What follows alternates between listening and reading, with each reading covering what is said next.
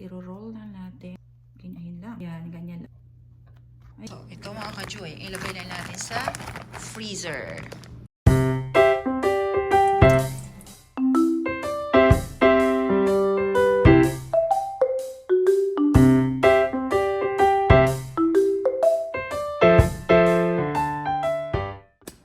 Ayan mga ka-joy, ito na ang aking mga ingredients na gagawin natin sa ating pork lumpia. Okay, ito.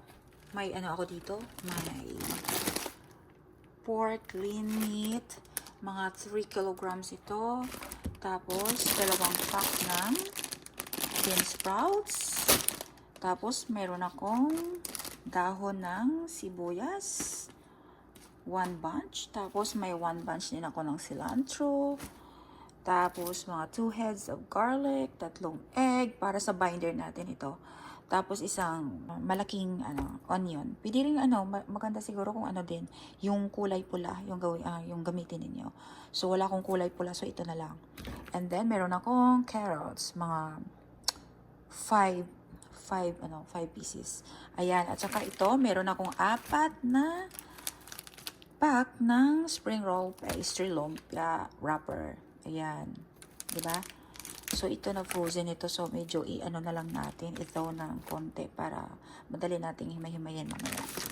Okay, let's start preparing. So, ang gagawin natin, hindi na natin hugasan tong meat na to. So, diretso na natin dito sa bowl. Tapos, hugasan natin yung ating bean sprout.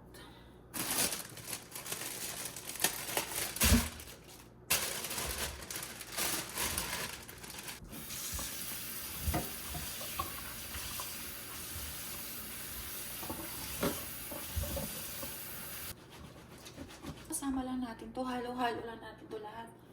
Kasi itong lumpia, lulutuin din to prito din siya. So, maluluto din to yung natin, yung mga ingredients. Deep fry natin. Ating carrots. I-shred natin.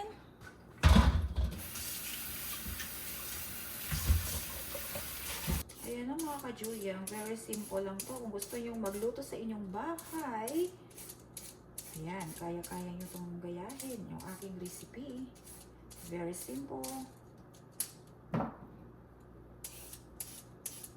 Maraming lulutuan ang i-prepare ko kasi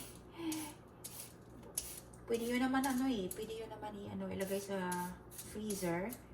Tapos kung kailan gusto nyong magluto, edi itaw nyo lang, tapos iprito yun na. Oh, at least ready to eat na siya, di ba? Hindi na kayo magbalot-balot, kaya na naka-prepare na kayo ahead.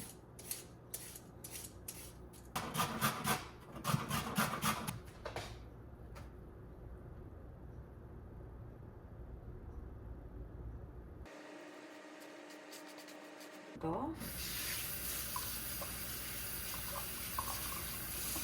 I-chop lang natin ng konti yung ating cilantro. Kasi parang sobrang malapad yung dahon niya.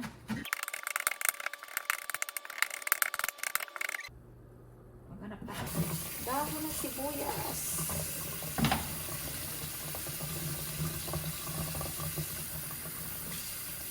Yan, ubusin na natin ito mga ka-Julia. Masarap kasi pag mabango siya Magpadagdag din ang bango ito.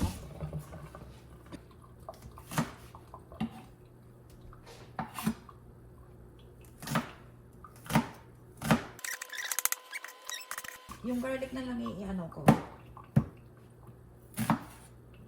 I-grind ko.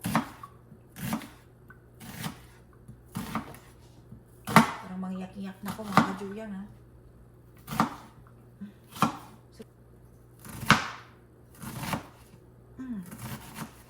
Masarap kasi pag marami ding onion.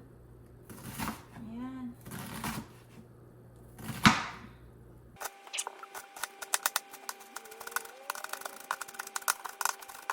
Parang mangiyak-iyak na si ako. Huwag kang iiyak. Kanta na lang natin to. Huwag kang iiyak. Si Sibuyas lang yan. Naalala ko dati, ay, sorry. Lumukso. Naalala ko dati nung maliit pa ako. Sumakit yung ngipin ko. Eh di, syempre, may decay na, di ba? So, ang ginawa ng tita ko, kumuha siya ng garlic, isang glove, tapos, crush na a little bit, konti, tapos, nilagay sa butas ng ano ko, ngipin. Kaya, very effective kaya. Nawala yung sakit ng ngipin ko. Yan. Madali na lang matapos. So, ito na yung ating pinakalas na ingredients. Pagkatapos niyan, i-combine lang natin at saka ilagyan ng mga condiments. Tapos, ibalot na natin sa ating lumpia wrapper. Diyan lang. So, i-grind na natin itong ating garlic.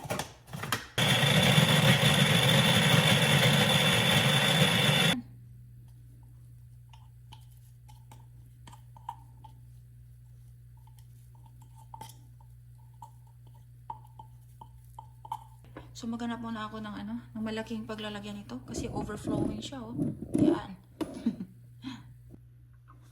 So, dito na natin i-transfer. Wala kasi akong ibang paglalagyan na malaking palanggana. Gagawin natin is, kamayan ko na to. Nagugas ako ng kamay kasi wala rin akong gloves, okay? So, ito-transfer natin dito. Oops! Ihalo-halo lang natin.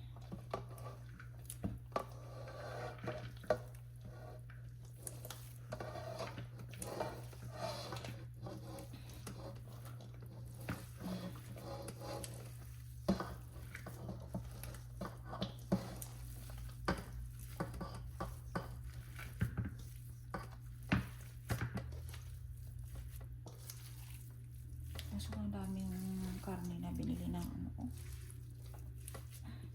almost 3 kilograms.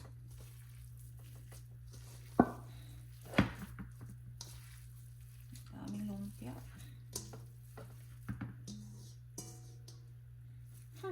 So ito na lang yung garlic plus. Ito may parsley na siya eh. May black pepper, garlic. So, 3, 4. Ayan. Adjust lang natin mamaya yung taste. Okay? Tapos, lagyan muna natin ng asin. 1, 2, 3,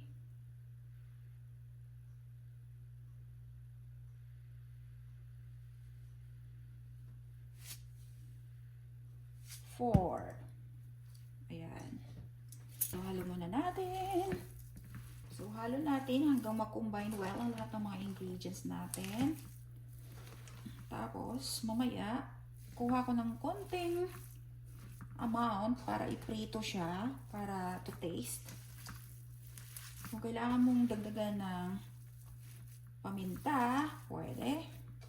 Kung kulang sa asin, dagdagan nyo din. O, diba? Look at this, oh. Colorful. Yellow tsaka green. Ilagay na natin yung ating egg para pang binder ito.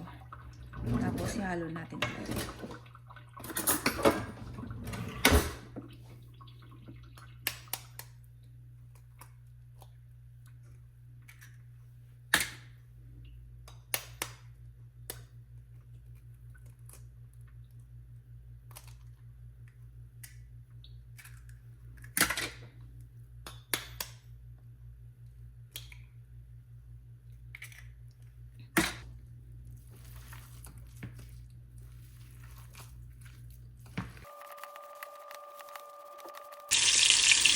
Ayan mga kasigan, kumuha ko ng small amount ng portion na mixture natin. Titingnan natin kung okay yung taste. Kung kulang sa asin, dagdagan natin, okay? Yan. O, kukulang siya. A little bit spicy. Dagdagan din natin ng black pepper. Ayan. Let's see kung ang taste nito.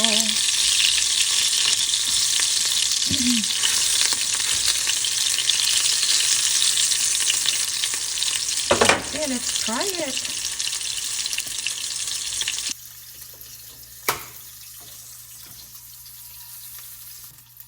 Ayan, tikman natin.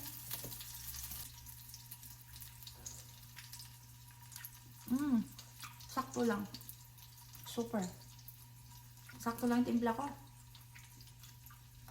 Perfect. Okay, magbabalot na tayo. Let's go! Magbabalot na tayo ng ating lumpia Shanghai.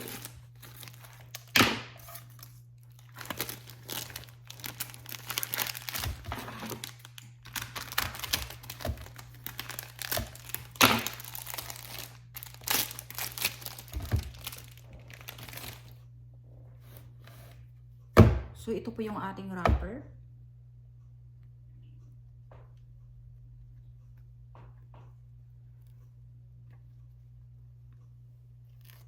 Ihiwalay-hiwalay natin. 'Di ba? So, ito muna yung ating first step. No?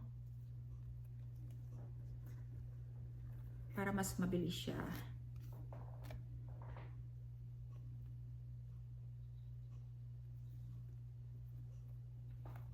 Oops. Napunit. Dapat hinay-hinay lang kasi ano siya eh, manipis siya eh. Napupunit siya oh.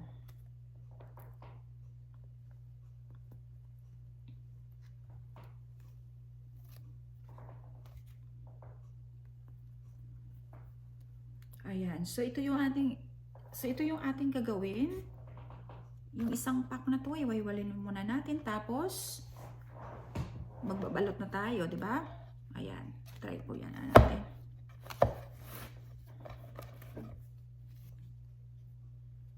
So ganito lang kasimple. Ayan. Tapos maglagay tayo ng ating mixture. Mga 1 tablespoon.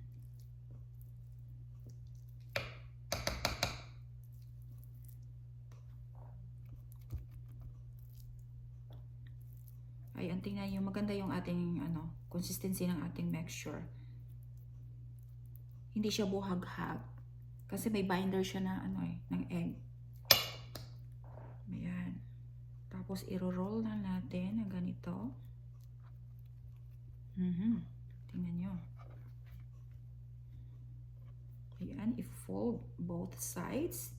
Tapos ganyan lang, 'di ba?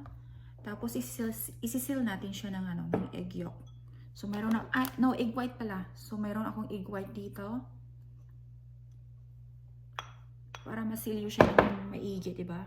Ayan, ganyan lang. Iba-brush lang. Tapos ayan. It's so very easy. Ayan, 'di ba? Okay, tatapusin ko lang 'tong mga kajuyang. All right.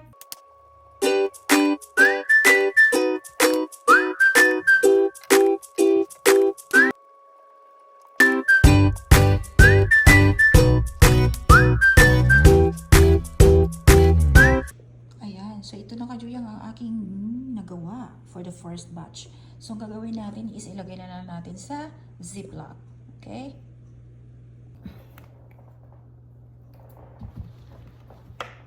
Ayan. So, kung gusto nyong kumain agad, pwede na kayong magprito. Pero kung gusto nyong sa sunod na araw or sa mga okasyon na kailangan nyong gumawa ng lumpia Shanghai, so ito ready na. Ilagay lang natin sa ziplock. Tapos ilagay lang natin sa freezer. O, di ba? So kung nasa kung gusto niyo nang magprito uli, so itutuo niyo lang from the freezer. Ayan, i-deep fry niyo lang. Feel the power of the night. Look at this. Kajuyang, sana may natutunan kayo sa aking vlog for today. A very simple vlog. Ayan, ang paggawa ng pork Shanghai. Ayan. Thank you for watching. Sino pa hindi nakasubscribe, subscribe na. Like and comment down below. Thank you. Spread love.